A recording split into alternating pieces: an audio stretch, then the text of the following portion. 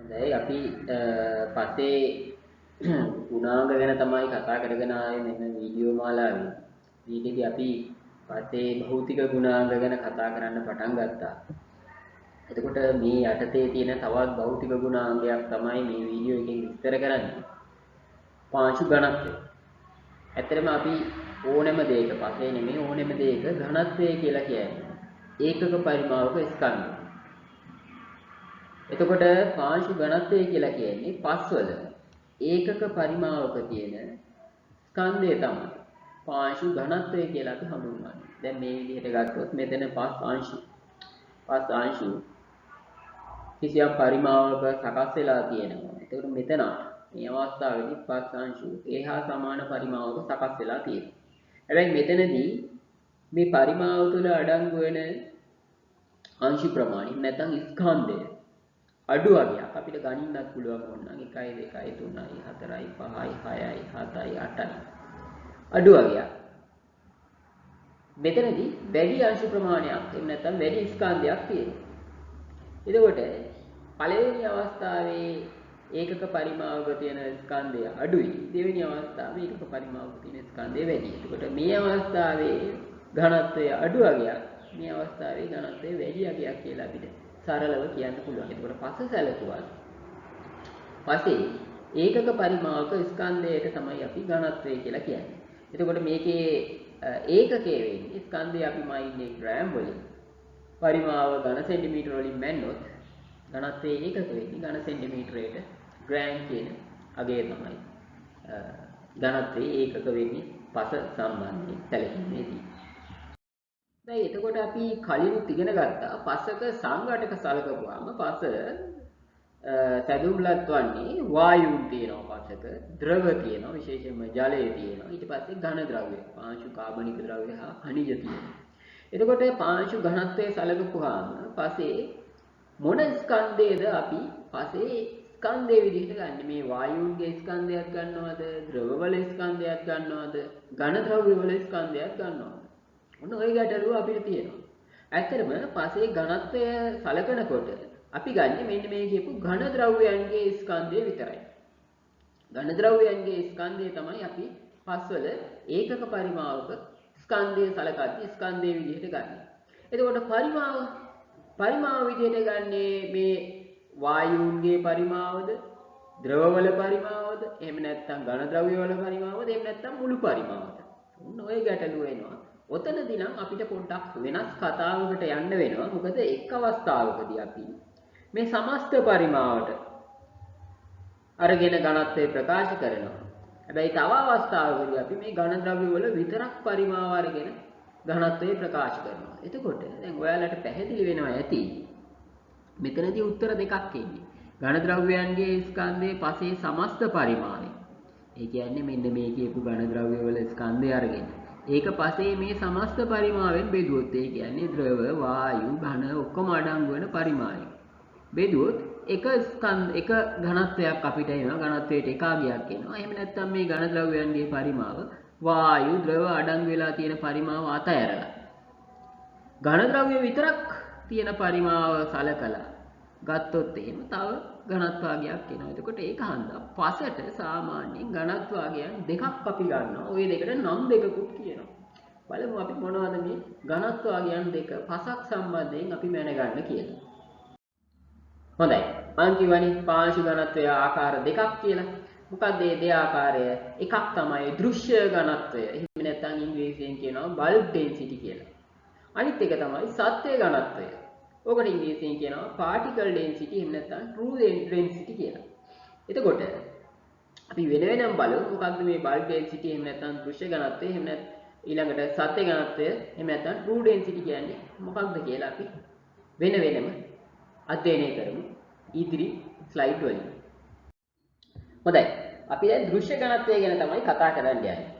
එතකොට දෘශ්‍ය ඝනත්වය කියන්නේ පසේ ඝන ද්‍රව්‍යයන්ගේ ස්කන්ධය මම අර ඉස්සෙල්ලා විස්තර කළා වගේ අපි ඝනත්වයේ සලකද්දී ස්කන්ධයේ විදිහට සලකන්නේ පසේ ඝන ද්‍රව්‍යයන්ගේ ස්කන්ධය විතරයි. ඇත්තටම කිව්වොත් ඝන ද්‍රව්‍ය කියන්නේ මොනවද? පසේ තියෙන khනිජාංශුයි, පසේ තියෙන කාබනික ද්‍රව්‍යයයි. එතකොට මෙන්න මේ කියපු ඝන ද්‍රව්‍යයන්ගේ ස්කන්ධය බෙදෙනවා පසේ මුළු පරිමාවෙන්. එතකොට අපි මෙතනදී ද්‍රවයන් නඩංගු වෙන පරිමාව සහ වායූන් නඩංගු වෙන පරිමාවත් සැලකිල්ලට ගන්නවා. ස්කන්ධයේ සැලකීමේදී ද්‍රව සහ වායු සැලකිල්ලට ගත්තේ නැති වුණාට පරිමාව සැලකීමේදී ද්‍රව සහ වායු අඩංගු වන පරිමාවත් සැලකිල්ලට ගන්නවා. ඒ කියන්නේ මොකක්ද? මෙන්න මේ පස් කුට්ටිය ඔයාලට පේනවා ඇතිනේ. මේ පස් කුට්ටියේ මේ දුඹුරු පාටින් සකස් වෙලා තියෙන්නේ ඛනිජ අංශු සහ කාබනික ද්‍රව්‍ය, ඝන ද්‍රව්‍ය. ඒවා අතරේ තියෙන මේ පුංචි පුංචි අවකාශවල තමයි ওই වායු සහ ද්‍රව අඩංගු වෙන්නේ. එතකොට මේ අවකාශ බිඳෙන්නේ නැති වෙන්න පස් කුට්ටියක් වෙන් කර ගන්නවා කියන්නේ මේ අවකාශය හැමම පවතිනවා. ඒ කියන්නේ ඇත්තටම මුළු පරිමාව සලකනවා කියන්නේ මේ පසේ විවෘහය නොබිදී ඇති විට පරිමාව. ඒ කියන්නේ මෙන්න මේ මම මවුස් පොයින්ටර් එක ගෙනියන පරිමාව. මේ තියෙන්නේ. ඔන්න ඔය මුළු පරිමාවම සැලකිල්ලට ගන්නවා පසක දෘශ්‍ය ඝනත්වය කියන එකට. මේ වචනයෙන්ම පැහැදිලි වෙනවනේ. දෘශ්‍ය කියන්නේ අපිට පේන. එතකොට පේන පරිමාව කියන්නේ මෙන්න මේ සමස්ත පරිමාව. එතකොට මේකට මේ වායු අංශු තියෙන පරිමාව සහ ද්‍රව තියෙන පරිමාවක් අන්තර්ගත වෙනවා. ඒ මොකද පසේ අභ්‍යන්තර අවකාශ අයින් වෙන්නේ නැහැ. පසේ ව්‍යුහය නොබිදී තියෙන තාක්. එතකොට ඇත්තට මේ වෙලාවේ පරිමාව කියලා ගන්නෙ පසේ ව්‍යුහය නොබිදී ඇති විට පවතින පරිමාව.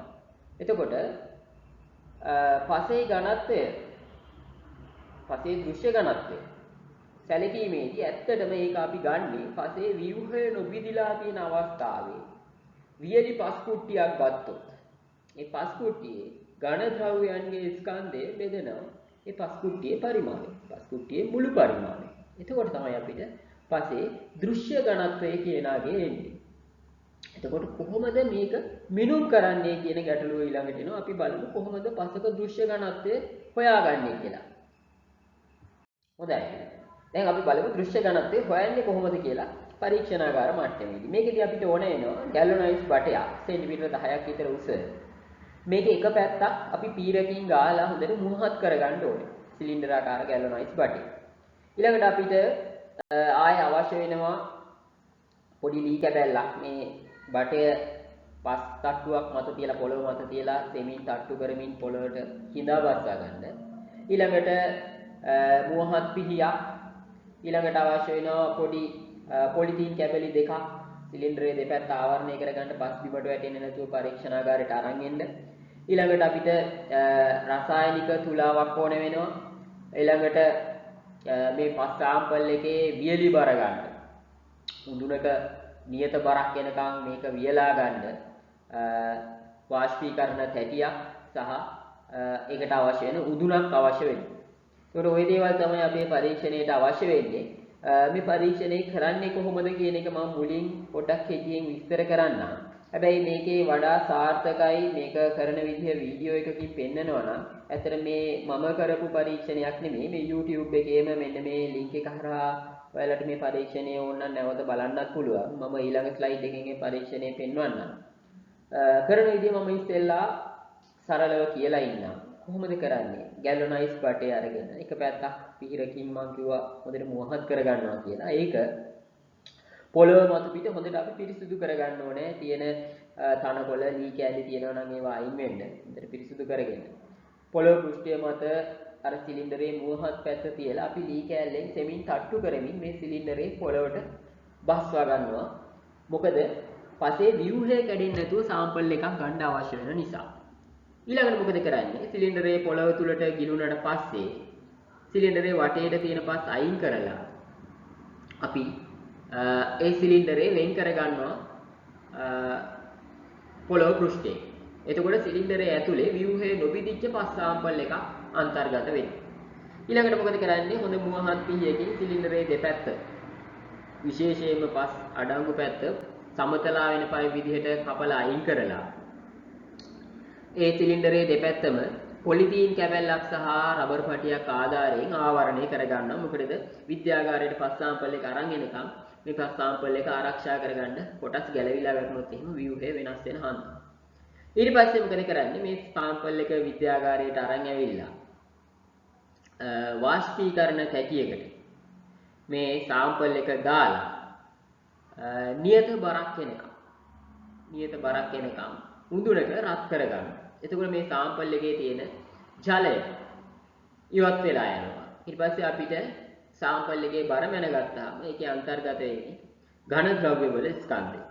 එතකොට ඒ විදිහට අපිට මේ සාම්පල් එකේ තියෙන ඝන ද්‍රව්‍ය වල ස්කන්ධය මැනගන්න පුළුවන්. ඔන්න දැන් අපිට අවශ්‍ය එක පාඨාංකයක් අපි ලකුණු කරගත්තා. අපිට පස් සාම්පල් එකේ ව්‍යුහය නොබෙදිලා තියෙන අවස්ථාවේ ඝන ද්‍රව්‍ය වල ස්කන්ධය අපිට මැනගන්න පුළුවන් වුණා.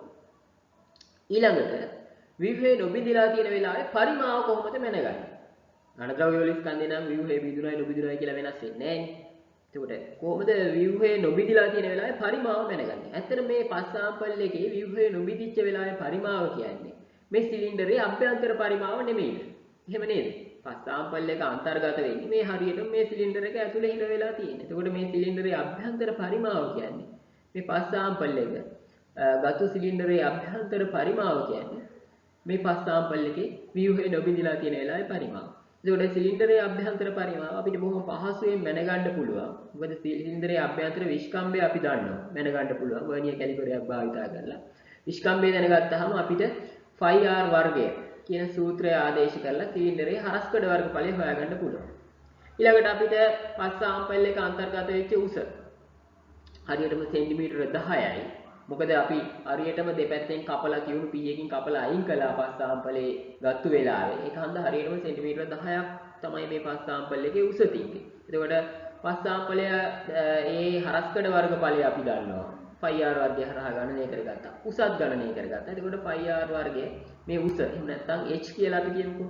ϕr වර්ගය h වලින් පෙන්වනවා සිලින්ඩරයේ අභ්‍යන්තර පරිමාව. එතකොට හරියටම මේ සිලින්ඩරයේ අභ්‍යන්තර පරිමාව තමයි පස් සාම්පලේ ව්‍යුහය නොබිඳිලා තියෙන වෙලාවේ පරිමාව වෙන්නේ. දැන් එතකොට අපි පාරාමීටර් දෙකම දන්නවා. ඝන ද්‍රව්‍ය වල ස්කන්ධයක් දන්නවා.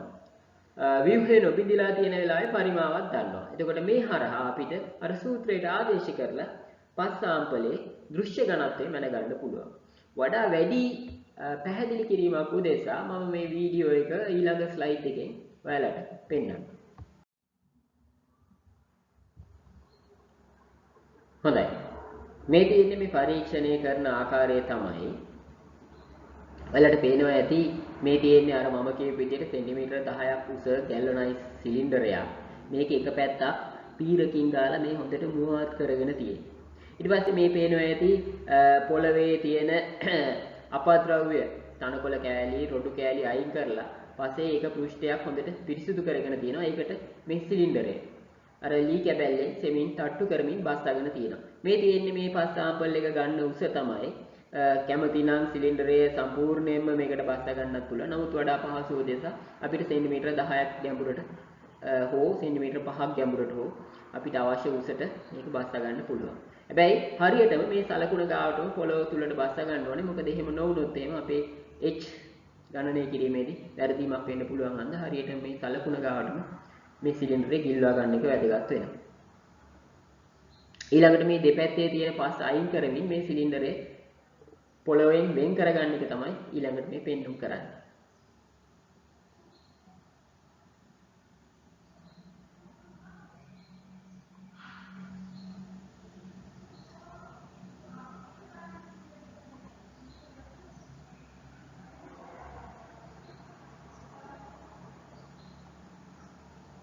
මෙන්න සිලින්ඩරේ වෙන් කරගත පොළොව පෘෂ්ඨයෙන් ඊළඟට මෙන්න සිවුණු පිහියක් ආධාරයේ හරියටම සමතලා වෙන විදිහට මේකේ මේ සිලින්ඩරේ පස් පෘෂ්ඨය කපලා වෙන් කර ගන්නවා. ඔයාලට පේනවා.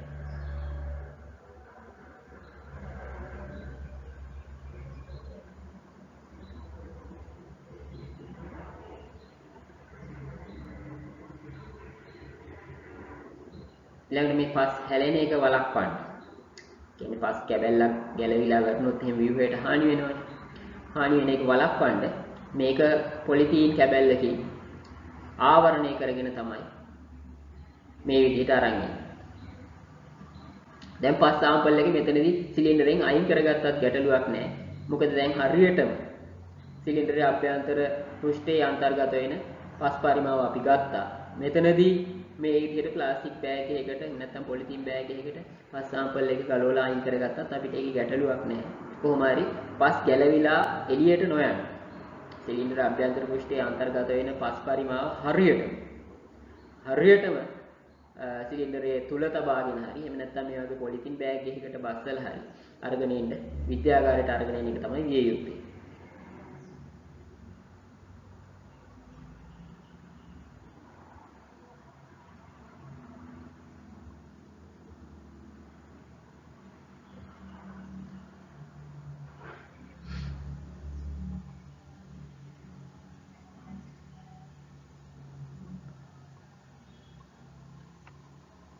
ඔන්න දැන් මේ පස් සාම්පල් එක විද්‍යාගාරයට අරගෙන ඇවිල්ලා ඊළඟට මේක උදුනක දාලා නියත බරක්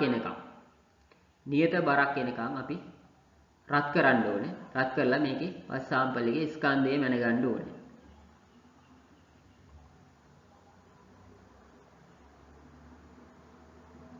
මේ තෙත අවස්ථාවේ ස්කන්ධය මනිනවා. මේක අවශ්‍යම නැහැ. මේ ප්ලාස්ටික් බෑග් එකේ ස්කන්ධය මැනගන්නවා. මේක අවශ්‍යයි. මොකද මේ වියලි පස් සාම්පල් එකේ තෙත බර මැනගන්න මෙතනදී මේගොල්ලෝ මේක කරන්නේ. ඊළඟට මේ වාෂ්පීකරණ තැටියක ස්කන්ධය කිරා ගන්නවා. හැබැයි මෙතනදී නැවතත් කියන්න ඕනේ තෙත බර මැනගන්න එක අත්‍යවශ්‍යම නැහැ. මොකද අපිට කෙලින්ම වියලි බර විතරක් තිබ්බනම් ඇති.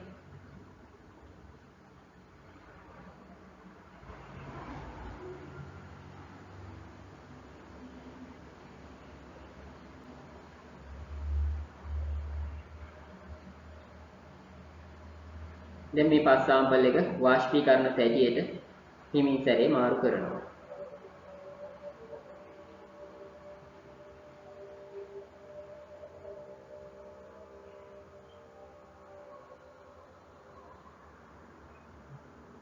මෙතනදී පොඩ්ඩක් මතක් කරන්න ඕනේ මේගොල්ල මේ පස් සාම්පල් එකෙන් කොටසයි වියලි බර මැනගන්නේ. ඊට පස්සේ ඒ අනුව මුළු සාම්පල් එකේම වියලි බර ගණනය කරනවා ඇති.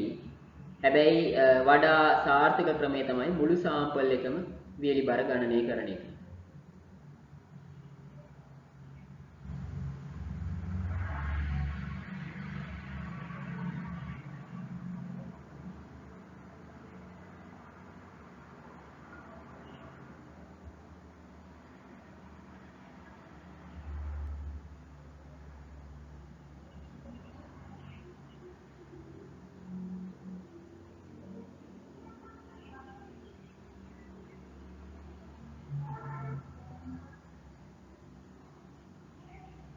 මේ සැරෙන් සැරේ මේකින් එළියට අරගෙන නියත බරක් ඇවිල්ලාද කියලා බලන්නේ.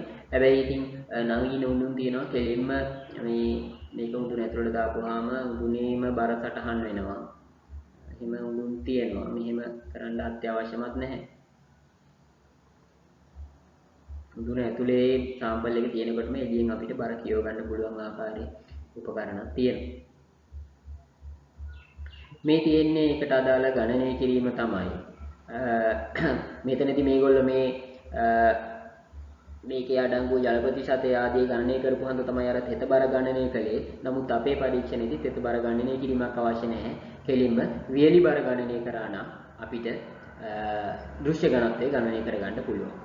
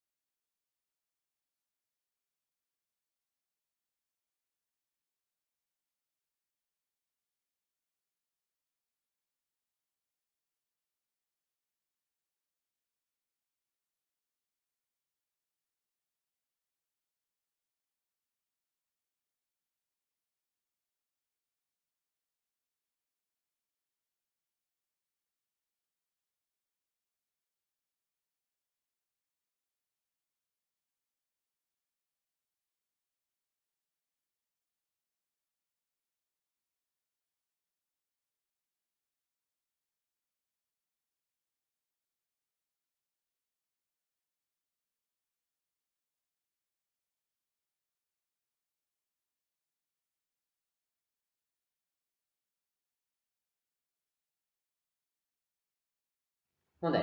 මේ තියෙන්නේ අපි ගණනය කරලා ගත්තු පාඨාංක තමයි.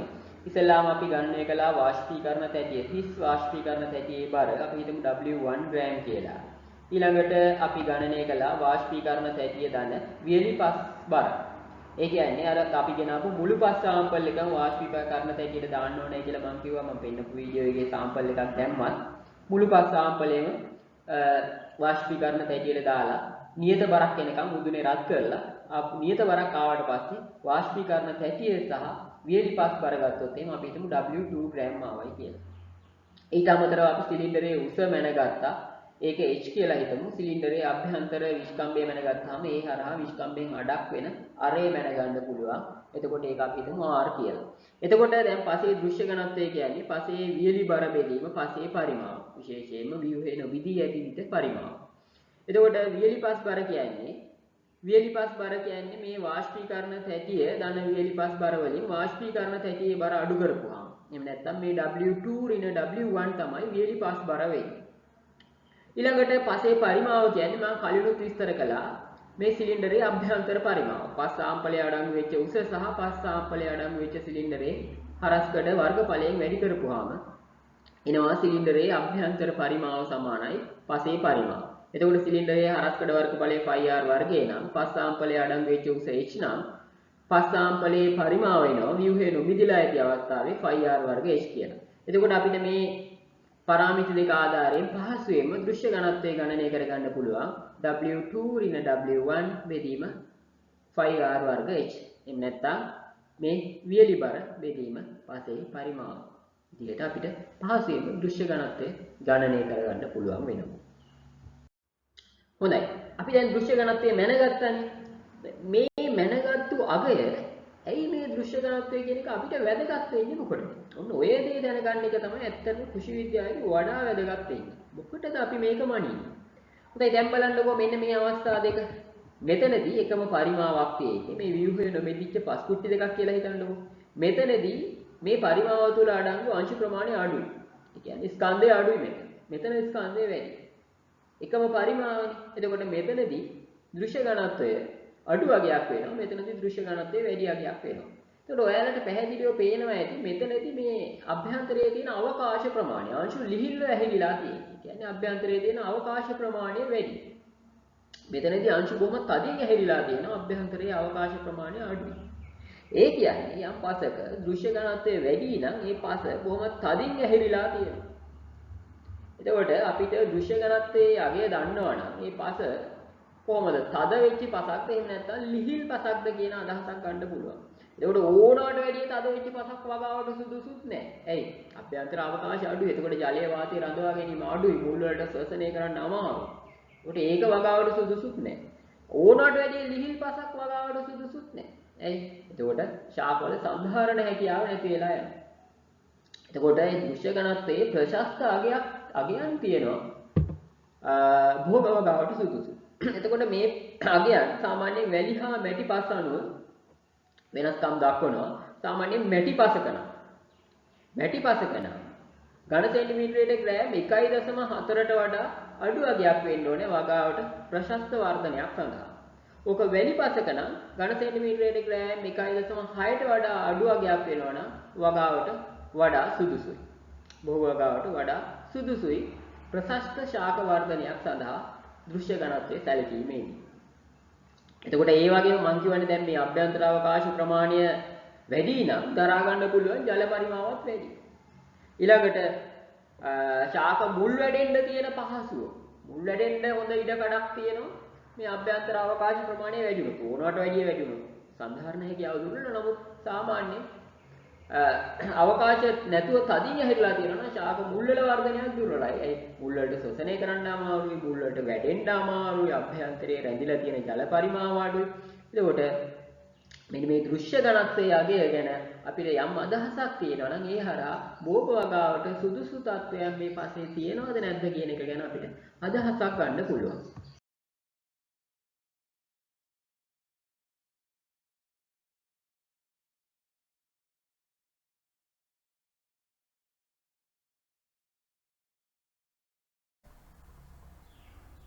හොඳයි. දැන් අපි පසේ දෘශ්‍ය ඝනත්වය ගැන කතා කළා. මම දැන් කිව්වනේ ඝනත්වය පසක ඝනත්වයේ ආකාර දෙකයි කියලා. එකක් දෘශ්‍ය ඝනත්වය එහෙම නැත්නම් බල්බ් ඩෙන්සිටි, අනිත් එක සත්ත්ව ඝනත්වය එහෙම නැත්නම් පාටිකල් ඩෙන්සිටි. එතකොට සත්ත්ව ඝනත්වය කියන්නේ පසේ ඝන ද්‍රව්‍යයන්ගේ ස්කන්ධය අපි දැන් දෘශ්‍ය ඝනත්වයේදී ගත්තේ පසේ ඝන ද්‍රව්‍යයන්ගේ ස්කන්ධය බෙදුවා ව්‍යුහයේ නොබිදී ඇති විට පරිමාවය. ව්‍යුහයේ නොබිදී ඇති විට මුළු පරිමාවයෙන් බෙදුවා. හැබැයි මෙතනදී සත්‍ය ඝනත්වය කියන්නේ ඇත්තම ඝනත්වය කියන්නේ මෙතනදී අපි මේ ගන්න ඝන ද්‍රව්‍යයන්ගේ ස්කන්ධය. ඝන ද්‍රව්‍යයන්ගේ ස්කන්ධය මේ සමස්ත පරිමාවෙන් නෙමෙයි බෙදන්නේ ඝන ද්‍රව්‍යයන්ගේ පරිමාවෙන්. ඔන්න මේ ඝන ද්‍රව්‍යයන්ගේ ස්කන්ධය මෙන්න මේ ඝන ද්‍රව්‍යයන්ගේ පරිමාව වෙන වෙනම ගණනය කරලා ඒ පරිමාවන්ගෙන් තමයි බෙදන්නේ. එතකොට තමයි ඇත්තම ඝනත්වය. නැත්තම් ඒක සාධාරණ නෑනේ. ඝන ද්‍රව්‍යයන්ගේ ස්කන්ධය ව්‍යුහයේ නොබිදී ඇති විට මුළු පරිමාවෙන් බෙදුවේ. එතකොට ඒක අපිට පේන පරිමාව. ඒන ඝනත්වය. එතකොට ඒකට අපි කියව දෘශ්‍ය ඝනත්වය කියලා. දැන් ඇත්තටම ඝන ද්‍රව්‍යයන්ගේ ස්කන්ධය බෙදනවා මොකෙන්ද? ඝන ද්‍රව්‍යයන්ගේ පරිමාවය. ඇත්තම ඝනත්වය. ඒක හන්ද අපි ඒකට කියනවා සත්‍ය ඝනත්වය කියලා. හරි. හොඳයි. ඊළඟට අපි බලමු කොහොමද මේ සත්‍ය ඝනත්වය කියන එක ගණනය කරන්නේ කියලා. හොඳයි. දැන් සත්‍ය ඝනත්වය ගණනය කරන්නයි යන්නේ. පරීක්ෂණාත්මකව හොයන්නයි යන්නේ. කොහොමද මේ වැඩේ කරන්නේ? මේකට අපිට අවශ්‍ය වෙනවා ඝනත්ව කුප්පියක්. ඝනත්ව කුප්පිය කියන්නේ මොකක්ද කියලා මම මේක වීඩියෝ එකකින් පෙන්වන වෙලාවේ පැහැදිලි කරන්නම්. ඝනත්ව කුප්පියක් අවශ්‍ය වෙනවා. ගොඩක් අය දන්නවත් ඇති ඝනත්ව කුප්පිය විද්‍යාගාරයේ තියෙන බොහොම සුලභ උපකරණයක්. ඊට අමතරව අපිට රසායනික තුලාවක් අවශ්‍ය වෙනවා. පස් සාම්පල් එකක් කිරා ගන්න. ඊට අමතරව මිලිමීටර 2 පෙරහනක් අවශ්‍යයි. පස් සාම්පල් එක හලා ගන්න. ඔය උපකරණ තමයි අපිට අවශ්‍ය වෙන්නේ. කොහොමද මේ පරීක්ෂණය කරන්නේ? පස් සාම්පල් එකක් ගන්නවා. කිසියම් අපිට පරීක්ෂා කළ යුතු ස්ථානයෙන් පස් සාම්පල් එකක් ගන්නවා. මෙතනදී සාම්පල් එක ගන්නකොට අර වගේ අර වීවෝ එනවා මෙදින්න ගැලනයිස් බට බස්සලා හැම සාම්පල් ගන්න අවශ්‍ය වෙන්නේ නැහැ. මොකද කොහොමවත් අපිට මෙතනදී පස් වල වීවෝ බිඳුනාද නොබිඳුනාද කියන එක අදාළ වෙන්නේ නැහැ. මොකද අපි ගන්නේ ඝන ද්‍රව්‍යයන්ගේ පරිමාව පමණක් නිසා. එතකොට පස් සාම්පල් එකකින් ග්‍රෑම් 100ක් විතර අරගෙන මේකේ තියෙන රළු කොටස් ඔය ශාප් කොටස් මුල් කෑලි සත්ව කොටස් ඔය වගේ දේවල් තියෙනවා නම් ඕවා රළු කොටස් අයින් කරලා දානවා. ඊළඟට මේ සාම්පල් එක හොඳට පවනේ වියලෙන්න ඉඩ හැරලා වියලිච්ච සාම්පල් එක මිලිමීටර 2 පෙරහනකින් හලා ගන්නවා. මේකේ තියෙන බොරළු කොටස් අයින් වෙලා යනවා. ඒකට අපිට වැලි මෙට්‍රෝන් මණ්ඩත කොටස් තමයි ඉතුරු වෙන්නේ. ඊට පස්සේ විශිෂ්ට ගුරුත්ව කුප්පියක් අරගෙන නැත්නම් ඝනත්ව කුප්පිය කියලා කියනවා උකට ඝනත්ව කුප්පියක් අරගෙන ඒකේ හිස් අවස්ථාවේ භර කිරා ගන්නවා. ඊළඟට මේ විශිෂ්ට ගුරුත්ව කුප්පිය එහෙම නැත්නම් ඝනත්ව කුප්පියෙන් භාගයක් විතර වෙන්න අපි ගත්තු පස් සාම්පල් එකෙන් කොටසක් දාලා ඒ පස් සාම්පල් එක සහ විශිෂ්ට ගුරුත්ව කුප්පියේ බර කිරා ගන්නවා. ඊට පස්සේ මේ ඝනත්ව කුප්පිය කට ගාවටම පිරෙන්න වතුර පුරවලා මේක වායු බුබුලු අයින් වෙන්න ඕනේ. මේක අපි හරියටම ගන්නේ ඝන ද්‍රව්‍යයන්ගේ පරිමාව විතරනේ. ගන්න මේක ඇතුලේ තියෙන අභ්‍යන්තර වායු බුබුලු අයින් වෙන්න ඕනේ. වායු බුබුලු අයින් වෙන්න මේක ජල තාපකයක දාලා රත් කර ගන්න ඕනේ. ජල තාපකයක දාලා රත් කරලා ඊට පස්සේ වායු බුබුලු පිට වෙනවා. පිට වුණාට පස්සේ අර විශිෂ්ට ගුරුත්ව කුප්පියේ ඇබේ වහලා නැවත අපිට මේ ජලයෙන් පිරිච්ච අවස්ථාවේ එතකොට මේ අවස්ථාවේ විශිෂ්ට ගුරුත්ව කුප්පිය තියෙනවා පස් සාම්පල් එක තියෙනවා ජලය තියෙනවා මේ වෙලාවේ බර කිරා ගන්න ඕනේ. දැන් ඊළඟට විශිෂ්ට ගුරුත්ව කුප්පියේ තියෙන පස් සාම්පල් එකයි ජලයයි අයින් කරලා කුප්පිය හොඳට හොදලා නැවත මේක පිරෙනකන් ආසුත ජලය වක් කරලා අර විශිෂ්ට ගුරුත්ව කුප්පිය එහෙම නැත්නම් ඝනත්ව කුප්පිය ඇබේ වහලා සම්පූර්ණයෙන්ම ජලය පිරිච්ච අවස්ථාවේ බර කිරා ගන්නවා. ඊට පස්සේ බර කිරාගෙන අපි ඒ ටික සටහන් කරගන්නවා. ඊට පස්සේ දෙන්නේ ගණනය කිරීම. එතකොට දැන් අපි මේ මම විස්තර කරපු එක කාට හරි පැහැදිලි වුණේ නැත්නම් මෙන්න මේ YouTube වීඩියෝ එකේ තියෙන මේ පරීක්ෂණය කරන විදිය සම්පූර්ණයෙන්ම මේ YouTube එකේම තිබිච්ච එකක් මම කරපු එකක් නෙමෙයි. මම ඊළඟ ස්ලයිඩ් එකෙන් මේ වීඩියෝ එක පෙන්නනවා. එතකොට මේ ප්‍රොසීඩියර් එක නැත්නම් මේ කරපු ක්‍රියාපිළිවෙල කාට හරි පැහැදිලි වුණේ නැත්නම් වඩා පැහැදිලි වෙයි. කැමති කෙනෙක් ඉන්නවා නම් මේ link එක හරහා මේක බලන්නත් පුළුවන්. හොඳයි. මේ ස්ලයිඩ් එකෙන් විස්තර වෙන්නේ මම අර කියපු ක්‍රියාපිළිවෙල තමයි. අපි බලමු කොහොමද මේක කෙරෙන්නේ කියලා. මේ තියෙන්නේ මම අර පැහැදිලි කරපු ඝනත්ව කුප්පිය එහෙම නැත්නම් විශිෂ්ට ගුරුත්ව කුප්පිය ඇදයක් සහිත එක. මේකේ හිස් විශිෂ්ට ගුරුත්ව කුප්පියේ බර කිරා ගන්නවා. එක සටහන් කර ගන්නවා. ඊළඟට පස් සාම්පල් එකක් ග්‍රෑම් 10ක් මෙතන නම් කිරා ගන්න ග්‍රෑම් 100ක් 10ක් විශිෂ්ට ගුරුත්ව කුප්පියෙන් අඩක් පිරෙනකම් බර කිරාගත්තු පස් සාම්පල් එකෙන් දාගන්නවා.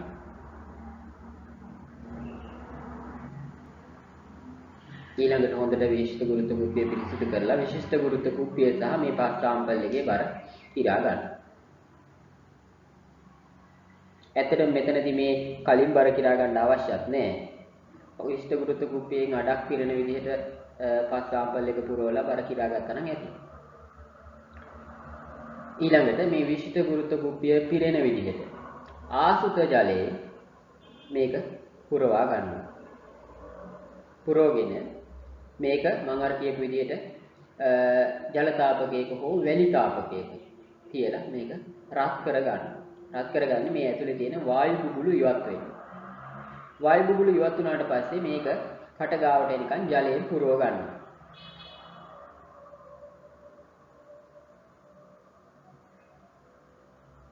පුරවගෙන ඇබේ වහනවා.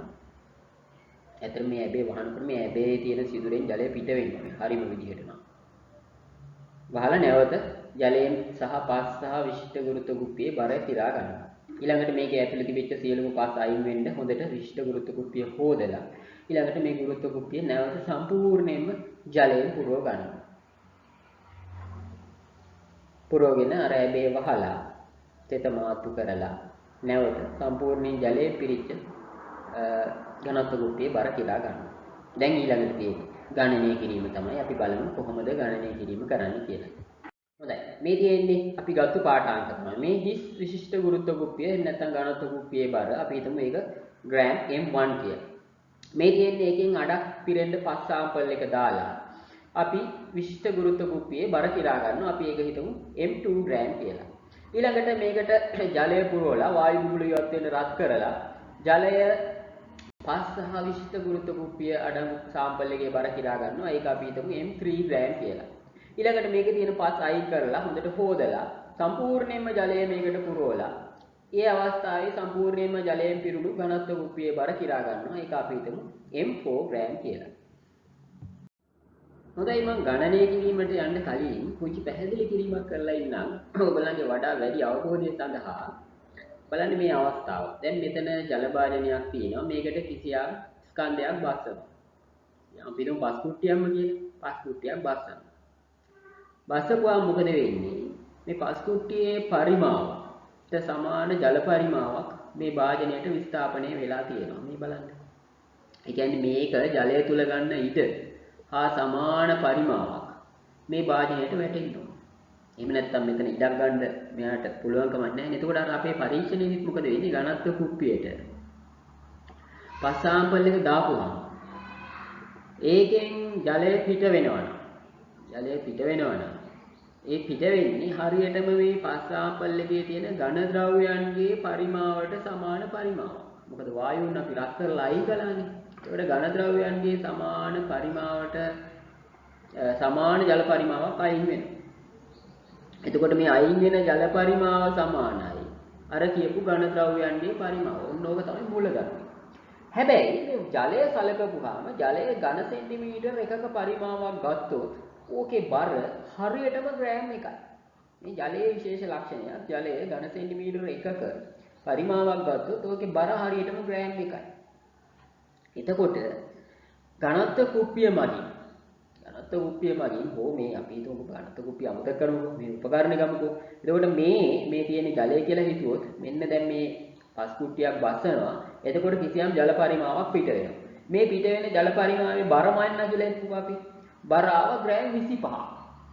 බර ග්‍රෑම් 25ක් ආවයි කියන්නේ මේ පස් කුට්ටියේ තියෙන ඝන ද්‍රව්‍යයන්ගේ පරිමාව ඝන සෙන්ටිමීටර 25යි කියන එක නෙමෙයිද? ඇයි? ජලයේ ඝන සෙන්ටිමීටර එකක් ග්‍රෑම් එකක් බරයි.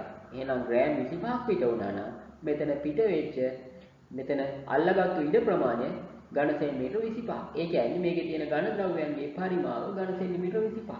එතකොට ඔය સિદ્ધාන්තය භාවිත කරලා අපිට හරියටම ඝන ද්‍රව්‍යයන්ගේ පරිමාව දැනගන්න පුළුවන්. ඇත්තටම මේ පරීක්ෂණයේදී වෙන්නේ ඕකයි. ඊළඟට බලන්නකො. හොඳයි. දැන් අපි බලමු කොහොමද ගණනය කිරීම කරන්න කියලා. සත්‍ය ඝනත්වය හොයන්නේ මම කලින් පැහැදිලි කළා. වියලි පස් බර බෙදන්න ඕනේ. පසේ ඝන ද්‍රව්‍යයන්ගේ පරිමාවෙන් තමයි බෙදන්න ඕනේ. එතකොට පසේ ඝන ද්‍රව්‍ය වල බර එහෙම නැත්නම් වියලි පස් බර බෙදන්න ඕනේ පසේ ඝන ද්‍රව්‍යයන්ගේ පරිමාවෙන්. හැබැයි මම අර ඉස්සෙල්ලා ස්ලයිඩ් එකේ විස්තර කළා වගේ මේ ඝන ද්‍රව්‍යයන් මගින් විස්ථාපනය කරන ජල පරිමාවේ බර ගත්තොත් එහෙම ඒක සමාන වෙනවා මේ පසේ ඝන ද්‍රව්‍යයන්ගේ පරිමාවට. මොකද මම පැහැදිලි කළා මේ ඝන ද්‍රව්‍යයන්ගේ පරිමාවට සමාන ජල පරිමාවක් විස්ථාපනය වෙනවා. ඒ ජලයේ පරිමාවේ ඝන සෙන්ටිමීටර එකක බර ග්‍රෑම් 1යි කියලා. එතකොට මේ පස් වියලි පස් වල පරිමාව අපි හිතමුකෝ ග්‍රෑම් 25යි කියලා. එතකොට ඒ හා සමාන ජල පරිමාවක් මිලිලීටර 25ක් එහෙම නැත්නම් ඝන සෙන්ටිමීටර 25ක් විස්ථාපනය වෙනවා. ඕකේ බර මැන්නොත් එහෙම ග්‍රෑම් 25යි. එතකොට පසේ ඝන ද්‍රව්‍යයන්ගේ පරිමාවට සමාන ජල පරිමාවක බර මැන්නයි කියලා කිසිම ගැටලුවක් වෙන්නේ නැහැ. මෙතන තියෙන්නේ ඝන ද්‍රව්‍යයන්ගේ පරිමාව තමයි. එතකොට කොහොමද මේක ගණනය කරන්නේ? වියලි පස් බර ගන්න පුළුවන් අපිට.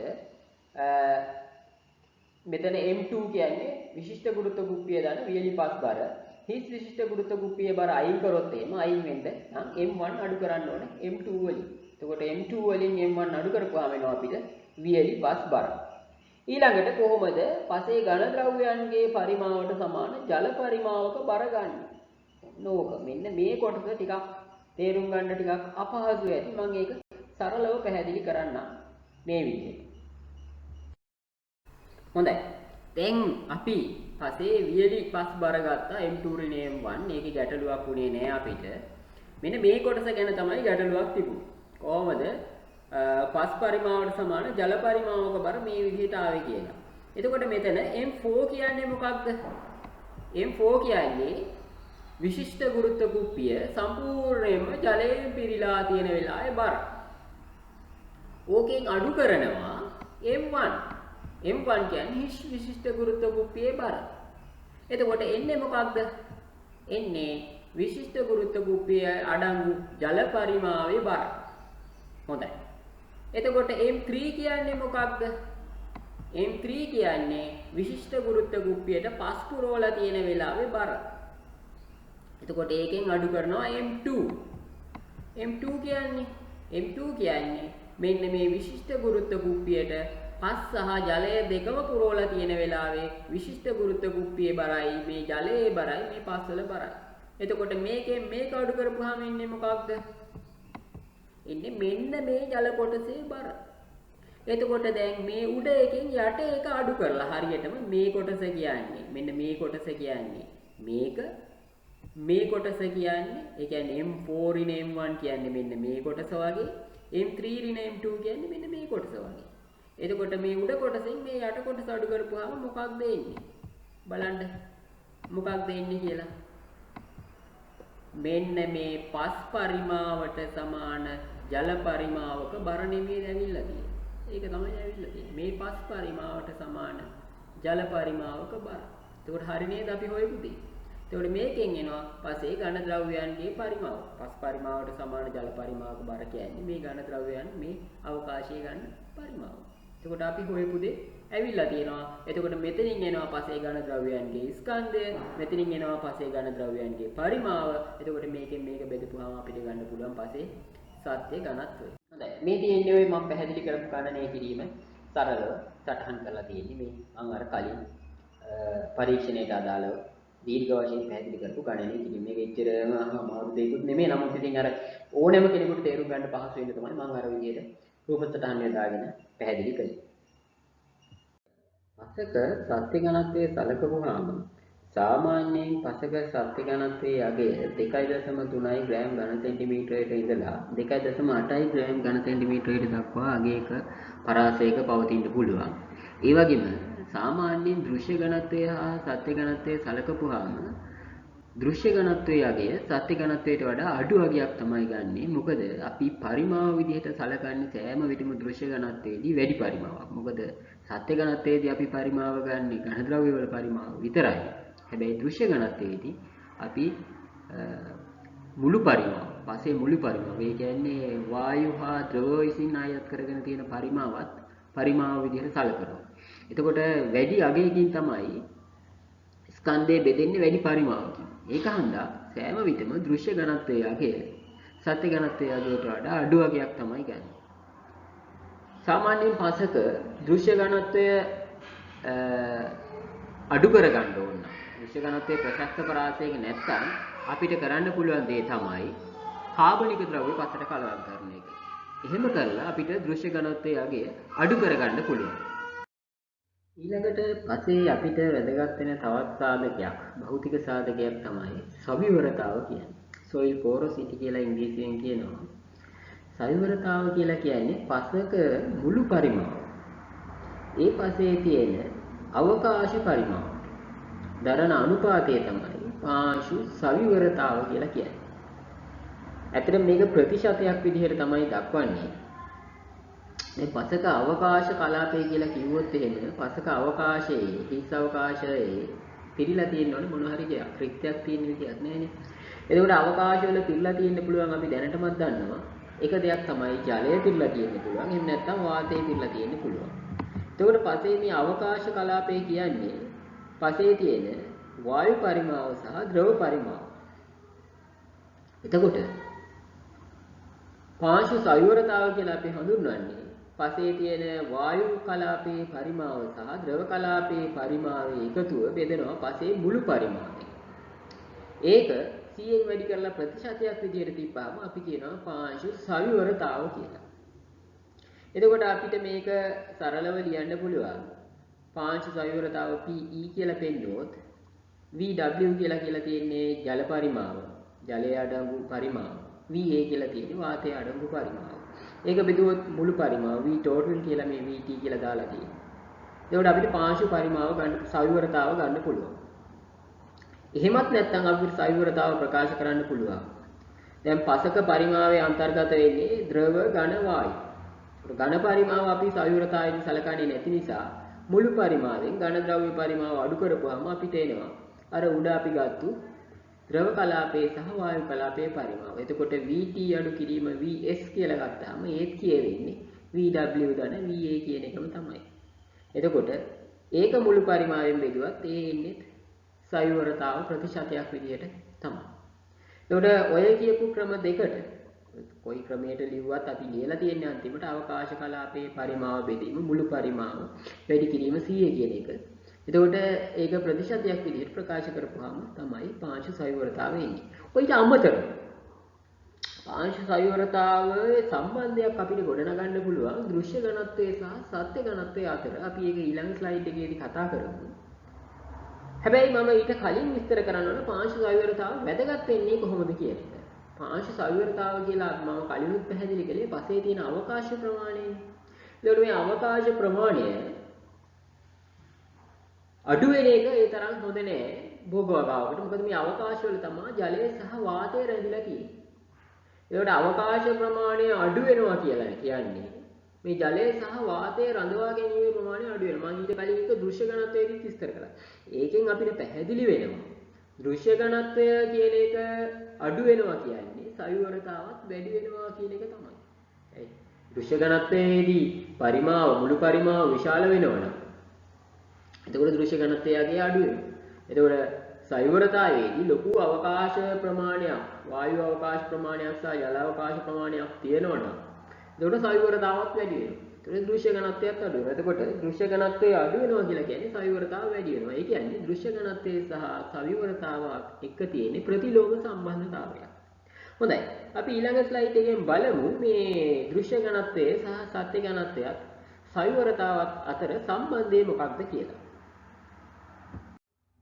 අපිට මේ සවිවරතාව කියන එක කියන්න පුළුවන් එක අඩු කිරීම මේ රෝ B කියලා කියන්නේ දෘශ්‍ය ඝනත්වය බල්ක් ඩෙන්සිටි කියන එක B කියලා කියන්නේ රෝ P කියලා කියන්නේ පාටිකල් ඩෙන්සිටි කියන එක. එහෙම නැත්නම් සත්‍ය ඝනත්වය.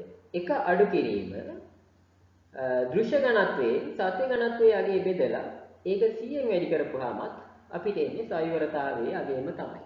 එතකොට ඕක ආවේ කොහොමද කියන එක කෙනෙකුට ගැටලුවක් වෙන්න පුළුවන් හන්ද මම ඕක ආපු විදිහත් ඔප්පු කරලා පෙන්නන්නම්. හැබැයි අපේ විෂය නිර්දේශයට නම් මේ ඔප්පු කිරිලි බොකෝවත් අදාළ වෙන්නේ නැහැ. මේ සමීකරණය දැනගත්තා නම් ඇති. නමුත් කෙනෙකුගේ වැඩි දුර දැන ගැනීම සඳහා මේ යම් සමීකරණයක් මේක උනේ කොහොමද කියලා දැනගන්න එක වඩා හොඳයිනේ. ඒක හන්ද මම මේක මෙහෙම උනේ කොහොමද කියන එක පොඩ්ඩක් පෙන්නන්නම්. අපි දන්නවා දෘශ්‍ය ඝනත්වය කියලා කියන්නේ ඝන ද්‍රව්‍ය වල ස්කන්ධයේ බෙදීම මුළු පරිමාව. ms කියන්නේ ඝන ද්‍රව්‍ය වල ස්කන්ධයේ vt කියලා කියන්නේ මුළු පරිමාව. එතකොට සත්‍ය ඝනත්වය particle density කියන්නේ ρp කියලා අපි දක්වනවා. ඝන ද්‍රව්‍ය වල ස්කන්ධයේ බෙදීම ඝන ද්‍රව්‍ය වල පරිමාව. පැහැදිලිනේ? දැන් මෙතන කියලා තියෙන්නේ ρb බෙදීම ρp කියලා. අපි ඔක නිකන් ලියලා බලමු.